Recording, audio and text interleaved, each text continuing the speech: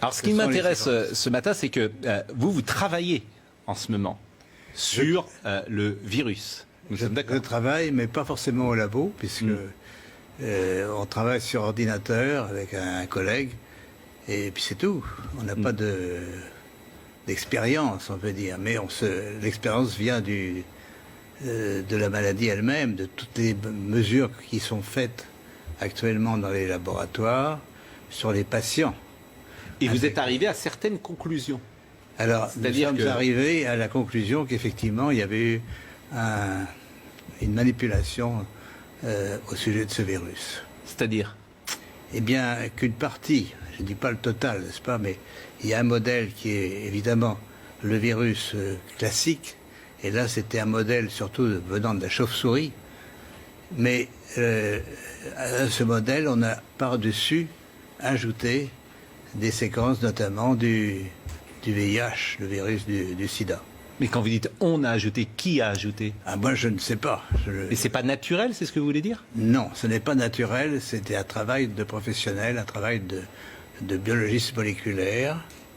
C'est un travail très minutieux, on peut dire d'horloger, on peut dire au niveau des séquences. Mais dans quel but? Dans quel but, ça n'est pas clair. Moi j'expose, si vous voulez, mon travail c'est d'exposer les faits, c'est tout. Je n'accuse personne, je ne sais pas qui a fait ça et pourquoi. La possibilité, c'est peut-être que ils ont voulu faire, on ne sait pas, on a voulu faire un vaccin contre le sida. Donc on a pris des petites séquences du virus et on les a installées dans la séquence plus grande du coronavirus. Alors, je suis pas sûr de comprendre tout ce que vous dites. C'est-à-dire que dans ce virus, il y a une part de VIH? Voilà, c'est ça. Le matériel génétique du virus est un long ruban d'ARN, n'est-ce pas? Comme de l'ADN, mais c'est de l'ARN. Et dans ce long ruban, à une certaine place, on a fixé des séquences petites de VIH. Mais ces séquences petites ne sont pas petites pour ne rien vouloir dire.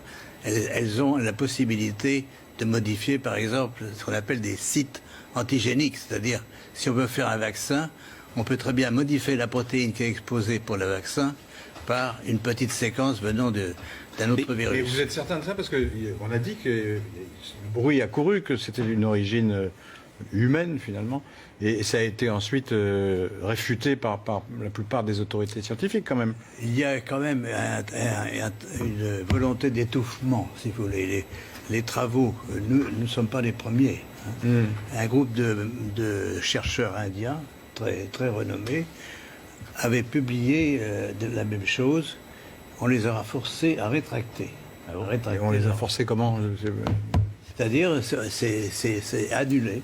Il y a, si vous regardez leur publication, vous avez une grande bande annulée parce que... Mais ce que vous dites là, la plupart des scientifiques disent le contraire, quand même. De moins en moins.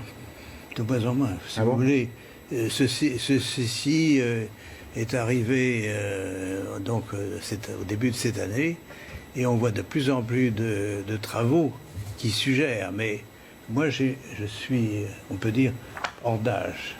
J'ai pris Nobel et je peux travailler librement.